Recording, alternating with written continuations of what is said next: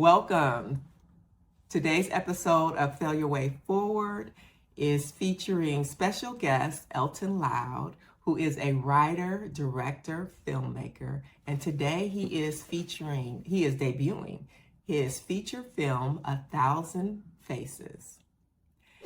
Hi, Elton. How are you? I'm good. I'm excited too. Thank you for being here today. Now, you know our show, Fail Your Way Forward, is all about inspiration, inspiring people to overcome their failures, fears, any hurdle that they may face to accomplish their dreams and goals. And I invited you here today because you have done that.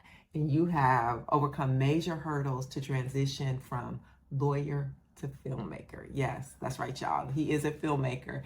And we are excited because he is debuting, like I said, his feature film, 1,000 Faces, today.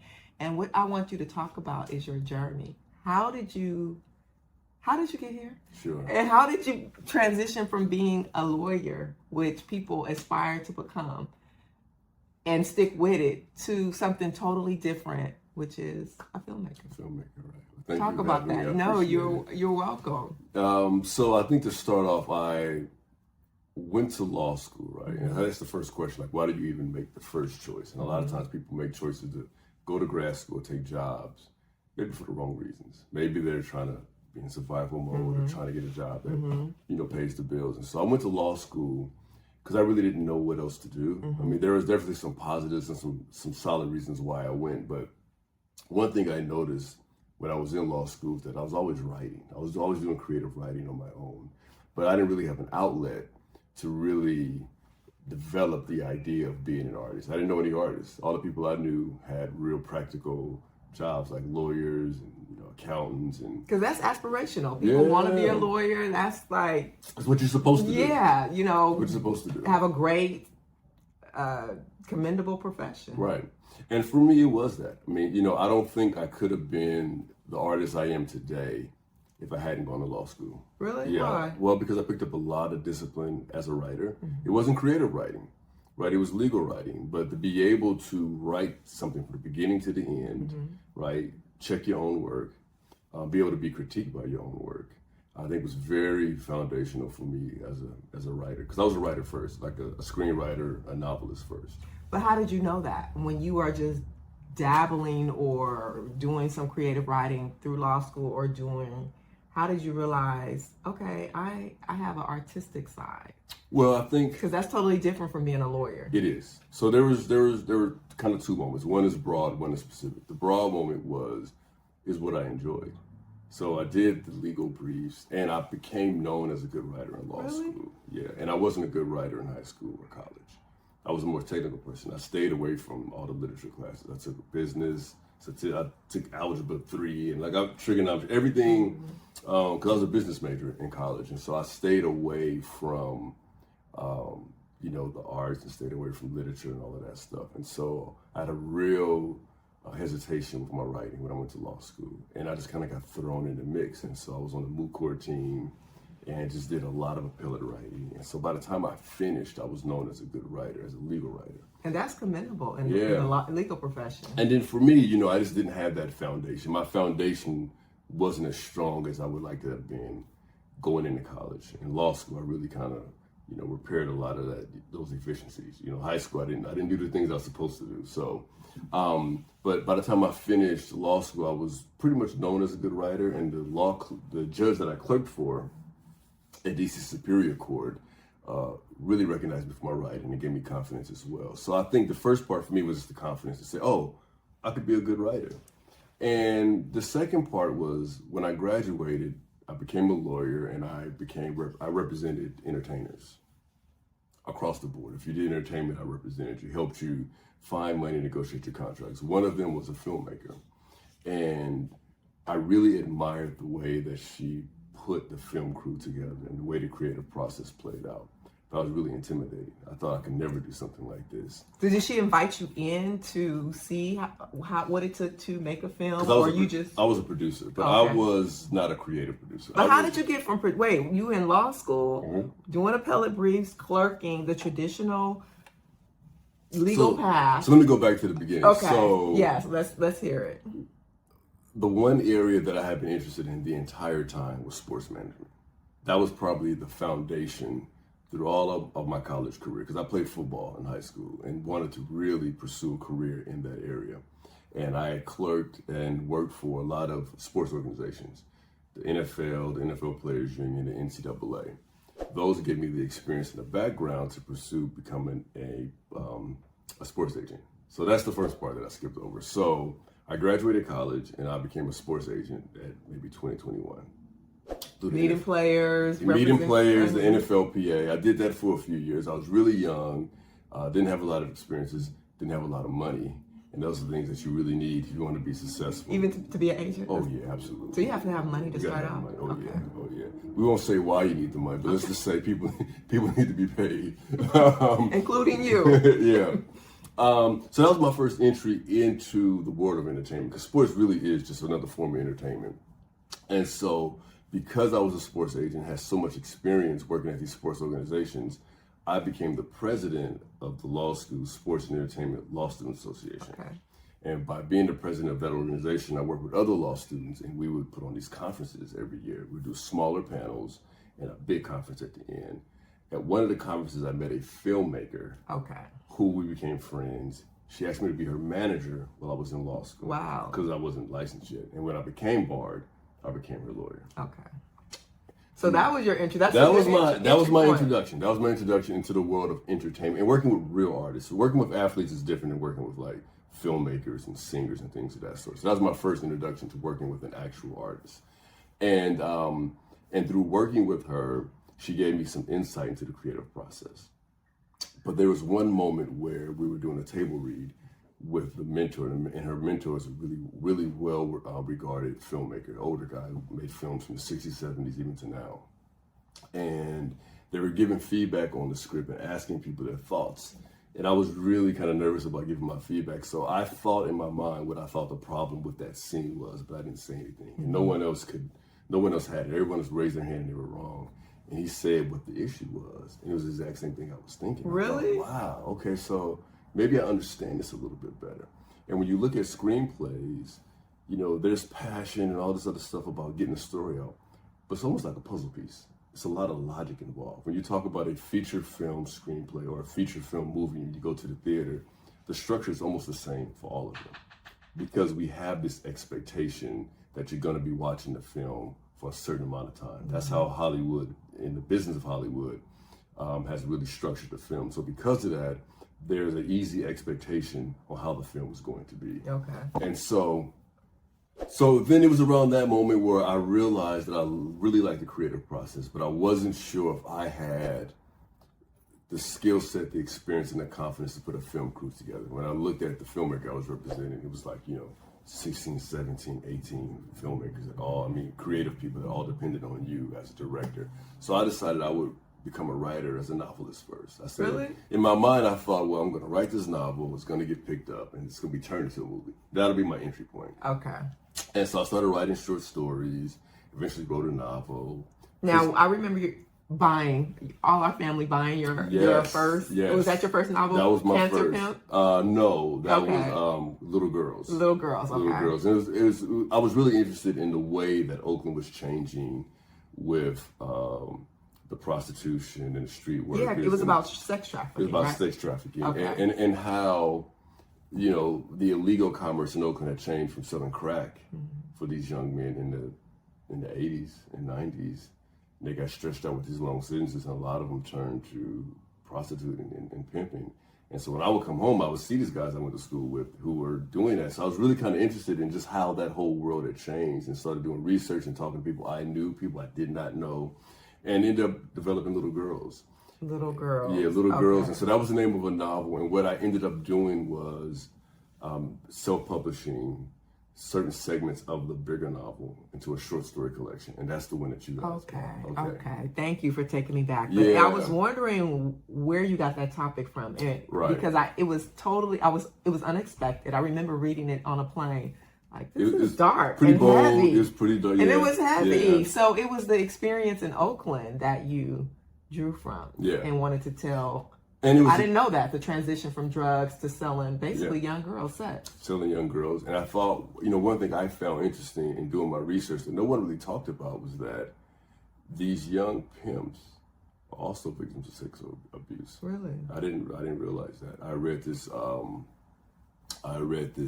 report, I think out of Detroit, where they did extensive interviews, not only with the young girls, but with the young men as well. Wow. If you think about it, it makes sense, right? For you as whether you're a man or woman or other, for you to be so disconnected from humanity, to put another person through that, means you had to have gone through some trauma.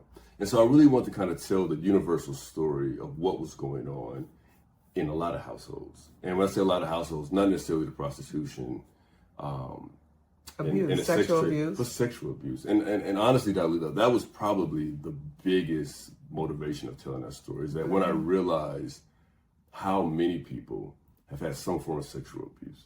And I've known a lot of friends throughout the years who, confided, this is something that they had been through. So I thought, God, this must be much more common than I thought. Separate from the sexual exploitation, but it's like what's going on in the home, human nature, how we protect our kids. And so, that was the journey of little girls, and then little girls created my first short films. Is that how we got to Cancer? That's how we got to Cancer. Okay. And you had wrote Little Girls, I mean, that seemed like 10 years ago. At least. And so that was a topic. Sex trafficking is, I know we deviating a little bit, but I want to highlight on this. Sex trafficking is really talked about,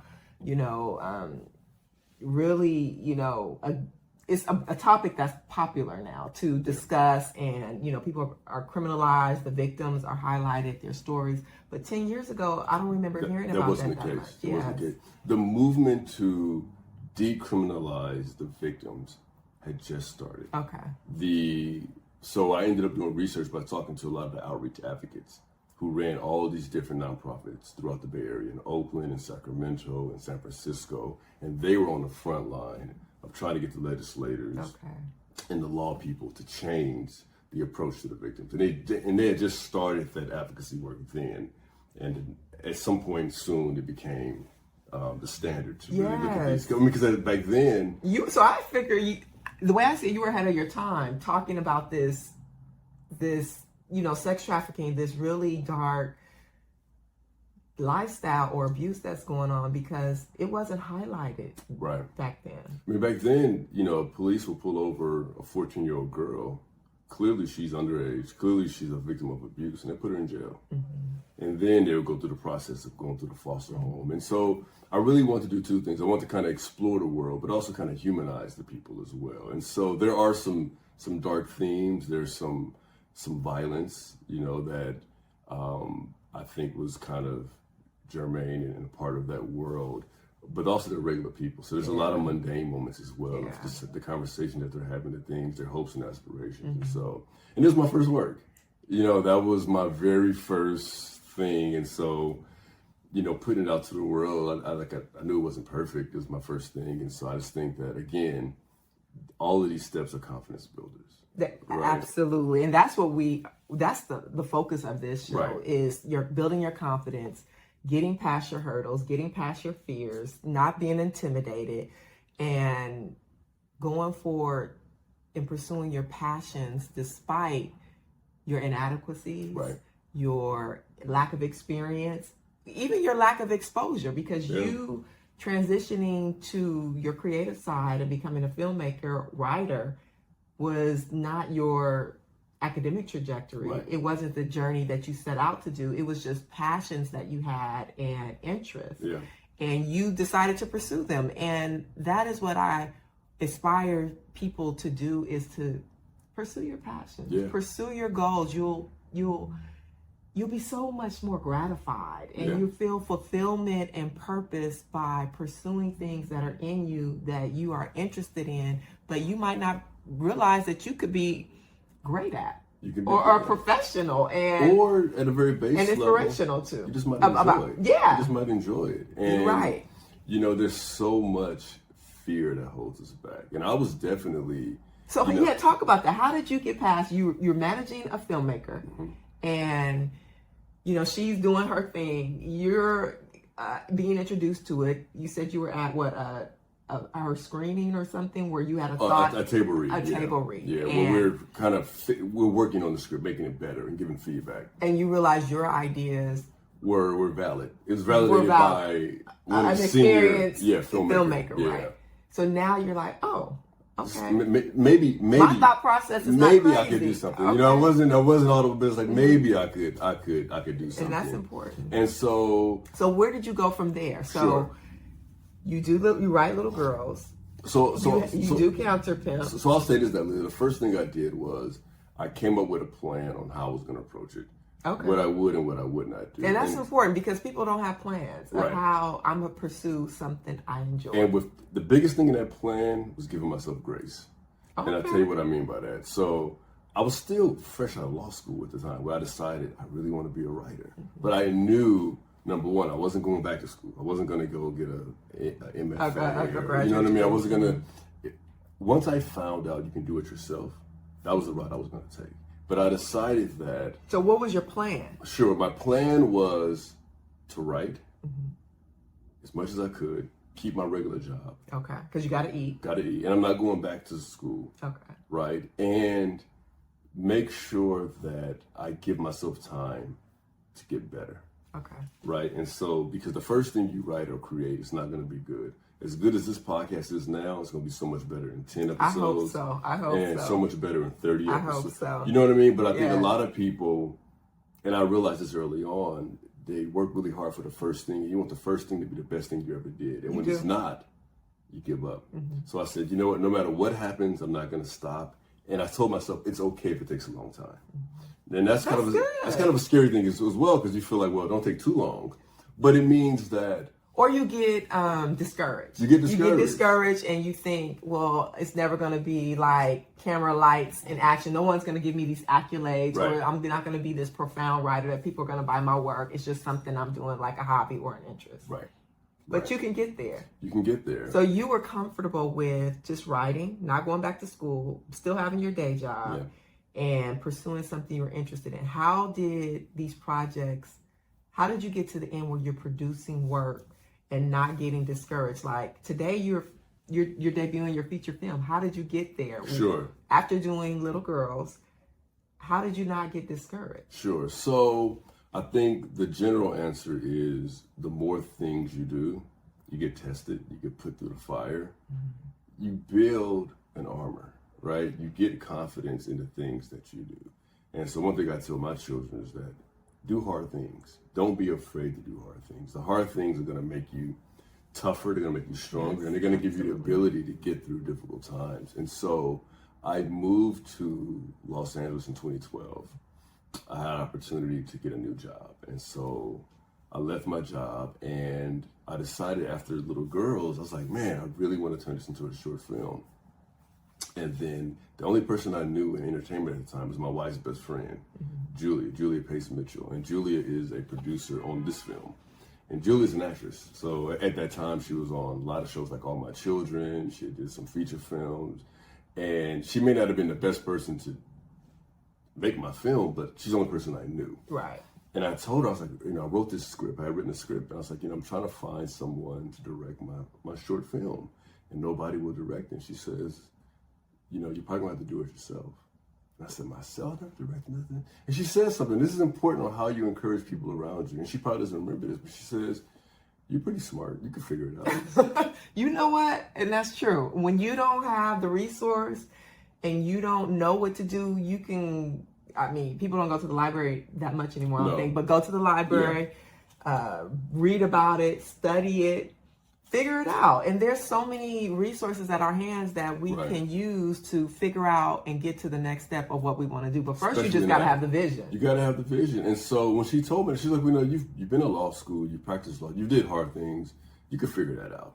And that gave me the confidence to say, okay, maybe I will. And so did you go define director, or what does a director do? And how do I start? Yeah, I read tons of books. Did you? Watched videos. I was already watching movies anyway. Here's something that young people may not really remember or know about, but when you used to rent video movies, they used to have a commentary section, like notes, like the extras, right? Really? So it'd be like behind it. Yeah, so you would get like a DVD and you watch a movie. Remember, it's a menu. Like you're gonna watch the movie. Oh yes. Behind the scenes. Yes. And so there was like a Q&A section with the director. And so you learn so much by watching it. Really? So I watched tons of movies. So you would rent movies and read the commentary. Because the director's talking about their filmmaking process is almost like school, right? And then I read a lot. I read a lot of books. I probably was more prepared for my first feature film than I was for anything else in life. Really? Yeah. Just from research and reading? Just from research and reading. Because I was so afraid of being considered a fraud. You know what I mean? Because... But like you don't know nothing about it and you're entering a space that... But what I learned from that is that, number one, when you're... Being a director is like being a general contractor. Okay. Right? So a general contractor, he's not doing electrical work. He's hiring an electrician. He's hiring a plumber. He's hiring a roofer, right? And so you don't need to know how to do all the electrical work and all the things as well as they do, but you need to kind of know what it is and how to do it. And so... And that you need to hire some people to do it where you lack the experience. Right. And so, and what I learned about my first short film is that hire the best people you can. Okay. And so I tell people my first short film, that was film school for me. So I paid all these people. I got a really good... and what was your first short film? Was Cancer Pimp. Oh, Cancer Pimp. That Okay. was Cancer Pimp, All yeah. right. So that was my first short film. And so you hired the best people you could. Best now, people. that costs money. It costs money. Where do people... You had a day job. I had a day job. Okay. So you're funding your interests and your new career with your day job. Mm-hmm. And you are working on your first film. How did that go? It went great. It did? It went great. Oh, okay. It went fantastic. Talk about it. And talk about what you learned, your failures, the strengths. Why did you think this was a great experience? Well, I'll tell you, the night before the film started, I had never been more nervous in my life. I mean, I was taking a bar. I passed the bar. I did all of the big things that make you nervous. That can stress you the heck out. I had never been more nervous than having 15 people show up to a filming set the next day. And they are looking to you to give them guidance. And I've never done this before. And I thought, oh man, this is not good. So what do you do? How do you calm yourself down? How do you overcome that fear?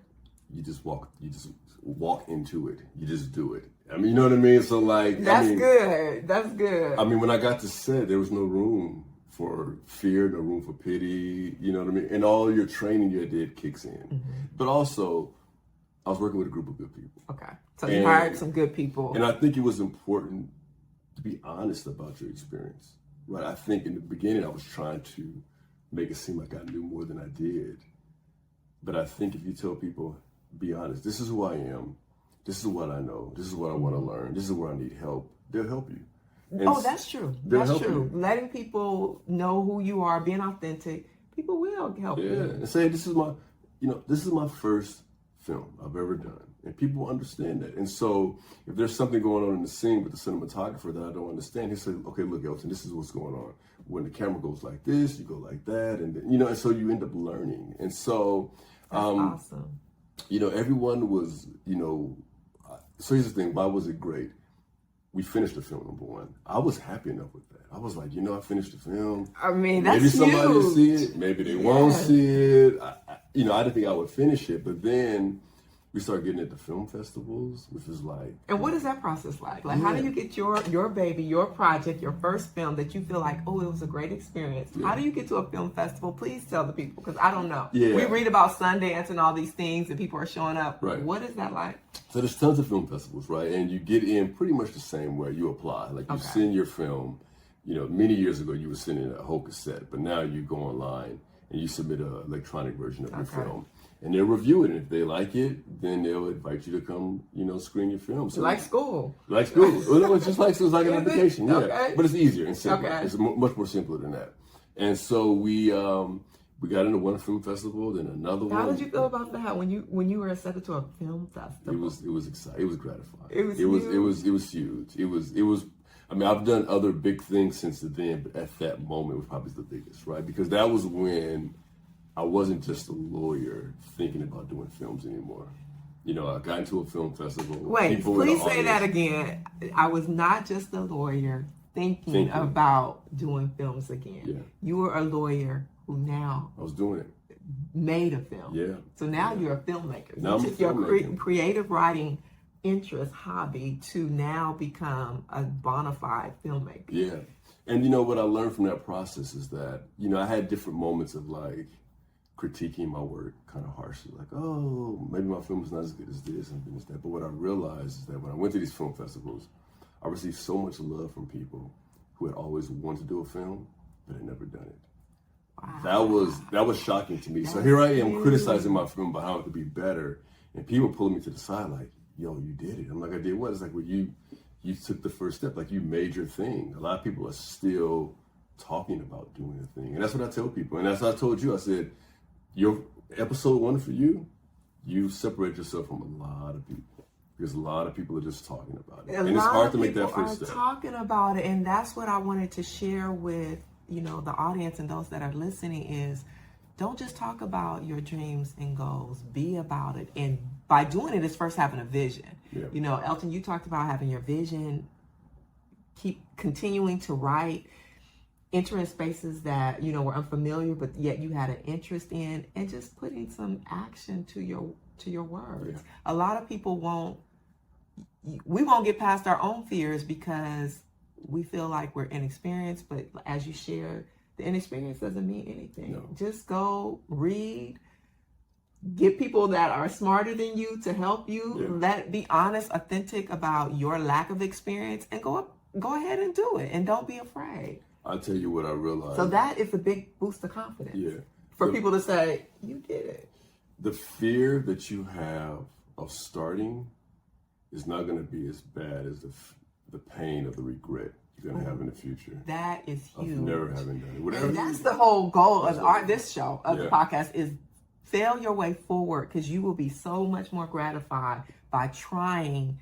And I believe anything you try or you envision, and no matter how many times you fail, you can do that thing. It'll come to fruition. It will. Then sitting back saying, I woulda, wished, woulda, coulda, didda. Whatever you're afraid of right now, in 5 years, when you look back, you're going to think, why was I even worried about that? Why was I worried about what people were thinking about me? And so, I think, if it's a passion of yours, because you're constantly thinking about it. You constantly want to do it. You know what I mean? And if it's not a passion of yours, you probably won't push through it, right? Because this is a lot of work. Doing a podcast is a lot of work. Making films is hard. It's hard. It's really hard, yeah.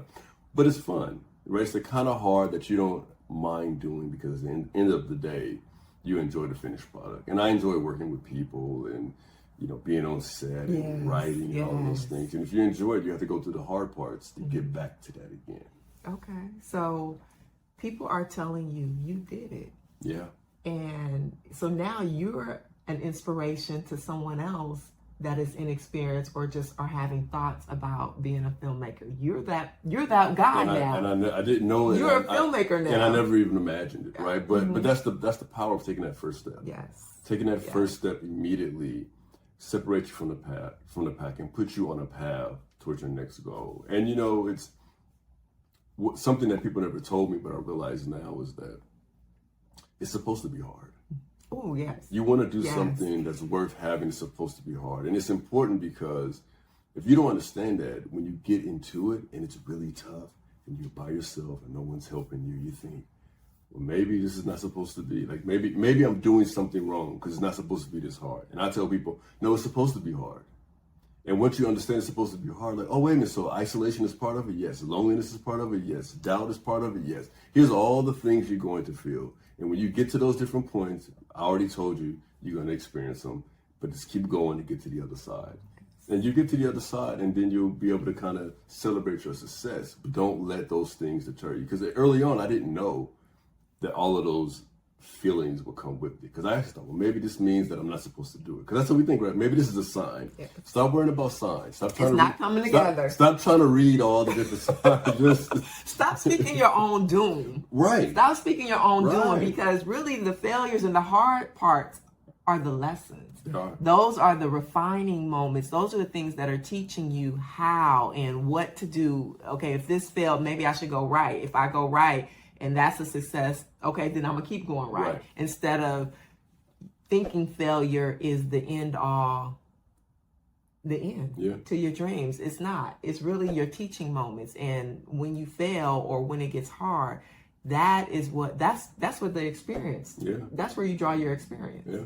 So that's good. I mean, it's like building a house. Building a house is Yeah. hard, right? But you have to do it if you want to get a nice house. You have to do all the different steps. And that's what building a business is like. A creative business or any business, you have to really go to the difficult part of building the foundation and the structure and the framing. You got to do all of those different things so you can enjoy the nice house. That's all it is, right? And that's the ebb and flow of life. Like, life can't be constant gratification all the time. And I think when people start some business ventures, they think, well, I've been doing this for 3 weeks and I can't do it no more. That's what people used to tell when I was a sports agent. They're like, oh, I tried it for 6 months and it wasn't for me. And it's like, well, you got to give it a little bit more than 6 months. Right. You know what I mean? Right. I mean, sometimes it take a lifetime to hone your craft. Yeah. You know? Yeah. And I like what you said in the beginning, like, I'm gonna try this and I have a plan. And your plan was to do it, to get into it and develop your goal, your gift, or your interest until however long it takes. And just to focus on the progress, right? And so a lot of times people focus on the end result and saying, well, you know what, I want to be a filmmaker and in 2 years I want to get an Oscars, right? I mean, number one, that's something that you have a very hard time controlling. Like, those things out of your control. But if you don't reach it, then that means that you're going to consider yourself a failure. I like to focus on, am I getting better each day? Absolutely. So if I look at podcast 1 and podcast 2, Absolutely. did I learn something? Yes. Podcast 2 and podcast 10, did I learn something? Yes. If you learn something, that's it. Yes. Those are those small steps that are going to build your success. That is. And it happens in small ways, in ways you don't see it. That's a lot of true. people think success is one big flashbang. Like, I do this thing and everyone comes and gives me all this money and they love me. And it's not like that. I mean, honestly, this is success. It is. I'm sitting here. Yes, I feel successful. I feel gratified. Yeah, I mean, this is success. I mean, for me to have gone through the process of making a feature film and putting all the pieces together, and I'm here. I mean, I separated myself from the traditional metrics of success in terms of, like, are people gonna like it? Are they gonna like me? If I do my best, I put my best foot forward, I work really hard, then that's enough. It is. That's enough. That is. If they like it or don't like it, I can't control that. I can't control it. Now, I'll take feedback. I'll take feedback to make the product better, but I try not to get too wrapped up in the approval process because it goes both ways. If you sit there and you get too elated how much they love you, then you also got to appreciate it when they hate you. That is, and talk about not letting the opinions of others define you or your work product. If everything you did was based on someone's opinion, I mean, you would be so confused and you wouldn't get there. Right. Because someone always is going to say something that may be contrary to what you really want to do. Right. And really, it's just their opinion. If you can deliver yourself from the expectation or the opinions of others and still go forward, that's half the battle. I mean, what if they're wrong? Like, what, you're trusting someone who What may not if they are wrong? I mean, listen, you're trusting the opinion of people who you wouldn't let build your business. You might not even let them watch your kids. Like, I mean, how much did you even know these people? How much do you trust them? And what if they're wrong, right? I mean, they're probably wrong about a lot of things in their life. And here you are entrusting your value as a person to their opinion. And so there are people whose opinions I think can help you, but you vet those people. Yeah, that's right? true. Maybe there's family members, maybe they're partners, maybe they're colleagues, and say, these people have my best interest. But for some reason, we go out and get people sometimes we never even met or we don't know that well, whose opinions and values we don't really appreciate, and let their opinions of us affect us. Mm-hmm. What I learned is the only opinion that matters is your opinion of yourself. Right, so if somebody doesn't like you or they're hating on you or look at what is Dalila doing now? What is Elton doing now? If you say, I appreciate what I'm doing, I'm going to be successful, I'm fine, I'm happy with what I'm doing, that's all that matters. Yes. That's all that and matters. having that confidence and that resolve that this is who I am and take it or leave it. And not trying to be offensive, but just like I said, confident in who you are. Well, you got to put yourself first. And at peace. Yeah. You got to put yourself first because what you're doing in a lot of these ventures we're talking about, they're not traditional and they're not easy. And so when I say you take that first step and you separate yourself from the pack, that really means that there's a lot of people who are not going to take that first step. and they're afraid to take that first step. Or maybe they don't want to. And a lot of times they'll put their own insecurities on you. That is true. Or their own view of the world. They may not be insecure. They just may say, hey, I think I work a regular job. I like it. Dalila should do the same thing. She shouldn't be doing that. That's how I view the world. I'm going to put that on you. Yes. For other people's view of the world, the view of themselves, the views of me has nothing to do with me at all. And guess what? We still could be friends. No, we still could be cool. No love lost. Yeah, but yes. you know. But that's how you, like you said, your view of the world, Right. how you envision maybe your life, or that is your opinion, but Right. I'm going this way. Right. Yeah. And it's a business. I mean, you're building a business, and bettering yourself is almost like a business, right? You have to decide what you're going to do, and you have to stick to it every single day. Yes, it requires discipline. The same way you get up for your job every day. Yes. You never let nobody talk you out your job. No. This is your job. No. Treat it the same way. Give it the same level of intensity, professionalism, and consistency as you would your job. Yes. That's good. That's good. So we are here in Los Angeles, debuting your feature film, 1,000 Faces. That was hard?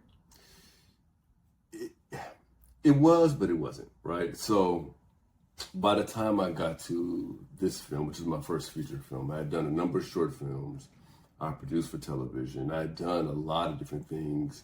And speak about that. Talk about some stuff you've done. Sure. So Cancer Pimp was a success. We did a lot of film festivals. We licensed it to television as well, which is a big confidence boost. Yeah. I was a fellow in a fellowship program in Los Angeles where we worked with other filmmakers, and we did another short film. I wrote it, someone else directed it. And that was another extension of the world of sex trafficking as well. Okay. And that was the last piece in that series. So Cancer Pimp looked at it from a young man's perspective. The other one, we looked at it from a young lady's perspective. And so at that point, I started meeting people in the actual industry. I didn't really know anyone, in Hollywood or in the entertainment business up until that point. And so, you started meeting people and taking other opportunities. I did another short film really right before this one, Real Men Don't Cry. I was a producer on a Netflix series, and I learned a lot on that series as well. And what series was that? Last Chance U. Yeah, I really like that series. I was proud of you. And you shot in our hometown, Oakland, we shot California. Oakland. Yeah. We are from Oakland. Elton and I are related. We're cousins. And we love each other, and I'm proud of him. Last Chance U was a big job. It was at home at Laney College. And what was that like? It was fun. Was that like a 360 experience? It was. You were at home working on your interest / hobby, now your job. This is a job. And it's a big popular. Last Chance U is very popular. It's very popular. Very popular. And for you to have an opportunity to work on that, what was that experience like? It was great. It was a change. I mostly worked on smaller projects. I worked on some bigger projects. The project I did for the fellowship was a major production.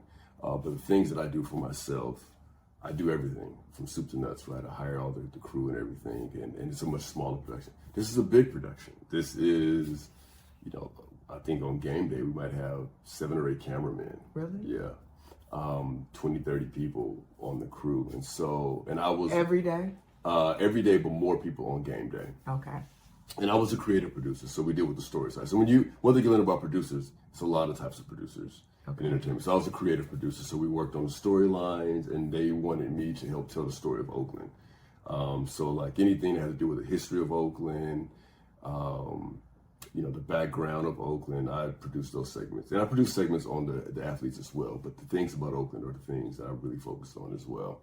We got a librarian and different people to talk about the history of Oakland and changes it was going through. So, I mean, it was a learning experience. That's how I looked at it. That's how I said, this is an opportunity to learn another aspect of performing within the entertainment industry and really the storytelling. Okay. And so, when I finished that, it might have been like a week before the pandemic. Really? Yeah. So if you look at that series, the season I worked on, everything's pandemic free, and then they do this thing where they catch up with the athletes and see how they're doing when they get to their college.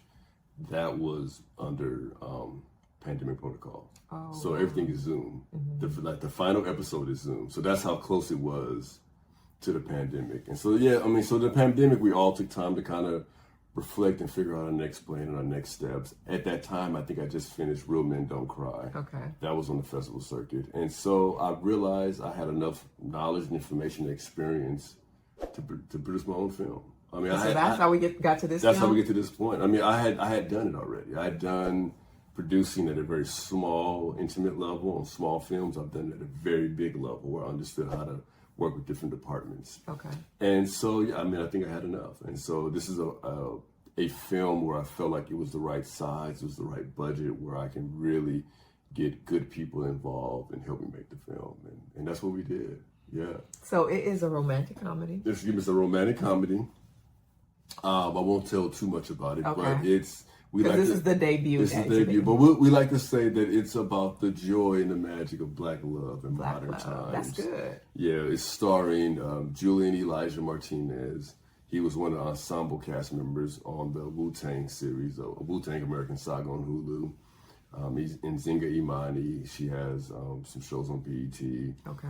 And we also have a new face as well, Iman N. Milner, who's a fantastic actress. She's done a lot of things as well. But I mean, it's great. And so I'm excited for people to see it. We're excited to go see it today. I mean, I think for me it's a breath of fresh air because we're telling Black stories that don't have the trauma that seems to be required by a lot of the mainstream products that are produced about Black people, right? I feel like we can have stories that put Black people in the center of their own universe without all these outside influences defining what Black people are. You know what I mean? So we don't have to have all these negative connotations with our stories. I feel like we just tell our own stories. We can have a story where we appreciate even the small moments of just, how Black people deal with each other. Yes. And so, I mean, so it's funny, there's some drama, a little bit of sadness, but I think people come away, feeling good about it. Really? Yeah. And that's awesome. So you're a filmmaker. You wrote, direct, and produced this film. Yeah. And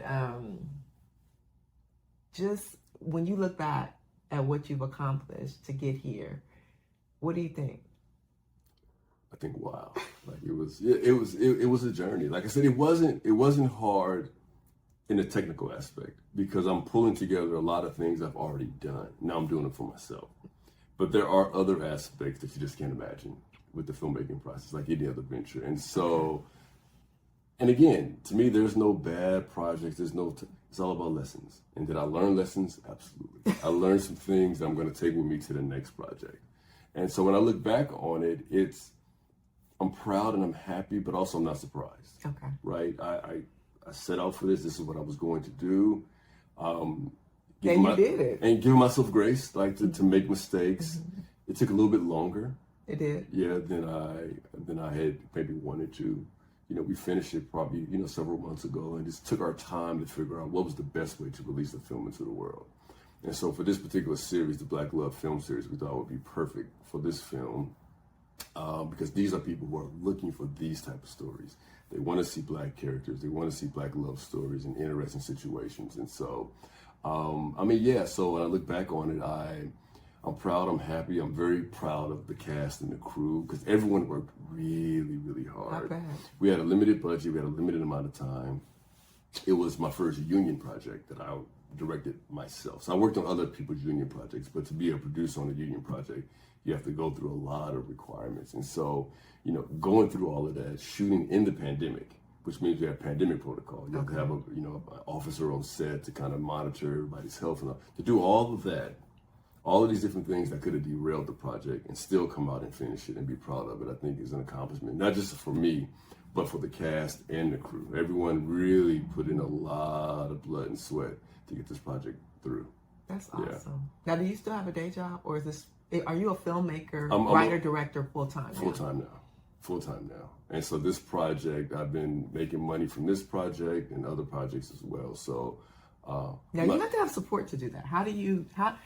I'm saying that because you have a family. Yeah. You have children, you have a wife. How do you speak to someone that wants to be you now? Right. That wants to be, if Elton Loud can produce his first feature film and have all these steps transitioning from a lawyer to filmmaker now. Yeah. What does that support structure and financial structure look like? Sure. Like, how do you fund? That's hard. How do you fund and sustain yourself Right. as a filmmaker? That's a good question. That's probably the number one question I get. So I will say this, and when people used to tell me this, I didn't like it because it seemed evasive, but it's really different for everyone. Okay. Right. And I'll give you a few different options, right? So there are people who just come for money and they self-fund it themselves, right? I have an extra whatever I have and I'm going to spend it on that. There's some people who come from an industry background and they're able to get in contact with financiers. There's people who do crowdfunding and they use crowdfunding to finance their film. These are all different options, but there isn't one way. When you look at successful filmmakers now, Ava DuVernay, Barry Jenkins, all of these folks who started off, you know, in humble beginnings as filmmakers. Ryan Coogler, Ryan he's from where we were, Coogler, yes. he's from Oakland, Richmond area. They all had the same story. They started off doing whatever they could, putting the film on their credit card. I mean, some things, there's consequences. Using your job, or Using doing your it job. part-time. Do whatever you have know? to do, or, you know, and so you can teach a whole class about how you do a independent finance film. And I may do one. Because you're independent finance. I'm an You're independent filmmaker. Independent filmmaker, financed independently, which means I didn't take any Hollywood or industry money. I could have, but I didn't want to change the story to what other people wanted it to be. Okay. I knew better. I knew what the best way it was to tell this story. And so to answer your question, the support system is tricky, right? Because you could be like me and you have a family. You could be a single person and not have any family. It can't change you.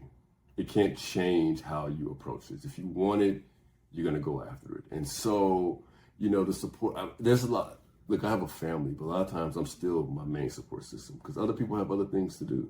My wife has a job, the kids have, you know what I mean? And so it's just play basketball, other interests, football, whatever. I mean, I think for me, the most important thing is if it's important to you, you'll do it. And what I would say, I would focus on, if you're looking at someone's career and you want that, don't look at the end result. Don't say, oh man, I want to do 5. Focus on the small steps. It's just one foot in front of the other. So if you've never done a film before, let's just do a short film first. Let's not focus on a big, mega feature film. Just do one film, right? And what I tell people, if you're really trying to work within the independent film space, it's really important that you work with what you have, right? And so if you only have $100,000 that you can pull together, well, maybe you wanted to make a $500,000 film, but now you got to figure out how to make $100,000. Like, can you make a film within those constraints? And what I'm telling you right now is what a lot of successful filmmakers have done. And that's pretty much what I did. You know, I had a film that maybe I could have made it for a bigger amount, but we decided, let's make it with the resources we have. And then within that, where can you save money? Like, you know, can you get a cinematographer who could work for a little bit less than the rate? Can you save money on a location? I mean, there's a lot of things that you can do when you're doing your feature film or your short film to economize and save money and save time. And so, but to answer your question, for me, there's no magic bullet. Okay. You know what I mean? I financed my first short film, Cancer Prep, by myself, and I paid for it. Like I spent, I mean, you know, I mean, it's not easy. And so let's be clear. Like I'm at a point right now where I'm very happy and I'm comfortable with my. So I want to be clear. I'm comfortable now with, you know, the work that I've done and where I am in my career.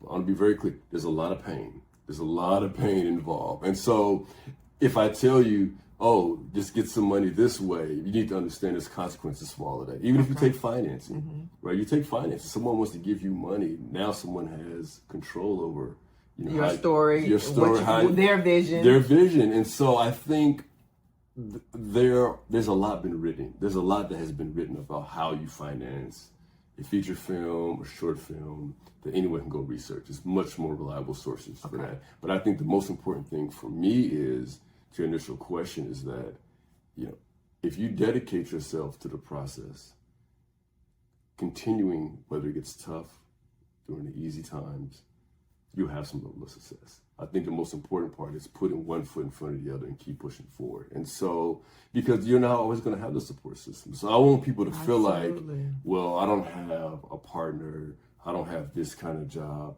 I don't have this, and I can't do it. That's not true. Now, the size of the project you're working on, the type of project you're working on may change. you know, I think I'm going to link to my website some of these short films of successful filmmakers. They're incredibly small films. They're really, really short films. The Duplass brothers done a lot of things. I mean, you really get to see people working with what they have. Absolutely, and that's what you're answering the question. Use the resources and the amount of money your budget or your lack of budget can produce. And having something that you produce yourself and working with your own constraints is still doing something. Yeah. So you may not be able to produce Ghostbusters right now, but you can produce maybe a smaller, low budget film that doesn't mean it's not good, but it's just what you can do with what the resources you have. As long as you're moving forward. Yes. You know, and I think people have to redefine their definition of success. Absolutely. And instead of thinking that it's one big thing that's tied to outside appreciation or validation, it's the small steps you're making to improve on your craft, but also you're growing as well. Absolutely. And for me, I mean, here's the thing, you have to count those small steps because it's not going to always be big ones. And if you don't count those small steps, you are going to have large periods of times where you feel empty and you feel frustrated. But if you count the small steps, some days I have a list of 10 things to do related to the film or a different project, and I get 2 things, and I get frustrated. So, well, you know what? Let me celebrate those 2 things I did because they were important. Right. Because every day is not going to be a wild success or a wild victory. You have to work with what you have, and you have to be consistent and just keep moving forward. Well, all those small things you took and those failures and little successes and even the setbacks brought you to today. Yeah. Your debut of your feature film. Yeah. And so this is a big success. It's this big. is where you can sit back and say, okay, all those little things, all those small things, all those hurdles have brought me to this point. Oh, yeah. And it's a great day and we're excited. Yeah. What are your hopes for this film? After this, after Sure. you debut it, then what? So the next phase is that we're going to have a VOD window, which means video on demand. And so one thing we found by promoting the film is that there are a lot more people who want to see the film that can actually make it to Los Angeles. So people all over the country have been reaching out, oh, can you bring the film to our city? Okay. Or asking me, when is it going to be online?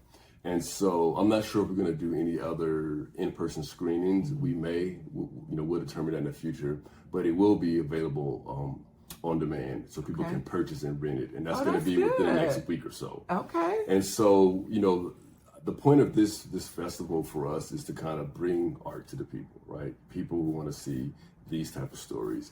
The business part of it is that, the interest and the buzz that gets generated from this premiere will kind of fuel some of the excitement over the video on demand. So, you'll watch it, everybody watch it, they'll tweet about it, they'll put it on Instagram, and then people who want to see it will get even more enthusiasm to rent the film online. And then after that, it'll probably go to one of the streaming sites, OTT. They call it OTT streamers. Is that what they call it? Yeah. Okay. Like Tubi's a really popular one, but like there's other streamers that you can watch it on your television as well. Okay. Yeah. So now you have your own production company. Correct. Called So Loud Productions. Super Loud. Super Loud. Sorry, Studios. Yep. Okay. Yep. Studio, no S. Super Loud Studio. Super Loud Studio. Yep. And that, if people wanted to reach you, what's the website? Sure. It's superloudstudio.com. If you go to superloudstudio.com, you can find out about me, about the projects, the screenings. We have a merchandise shop where you can buy merchandise related to the film, related to the company. It all supports, our mission and goal to create Black art and bring it straight to the people. Exciting. And then of course you go there and you can find all my socials as well. Okay. So, yeah. All right. Well, we are excited. Yeah. Thank you for sharing your Thank you so much journey. for having me. This no is fun. problem. Yeah. This is fun. So again, everyone, Elton Loud, he is a filmmaker, lawyer turned filmmaker, and he just really enlightened us and shared his journey about how he got to today. Yeah. So we're excited, and hopefully we will just see more projects from you. I'm sure Absolutely. we will. And then I'll come back. Yeah, and talk about the next one. Yes, Yeah. I'm excited. Thank you. We'll do it again. Yes. All right. Bye-bye. Take care.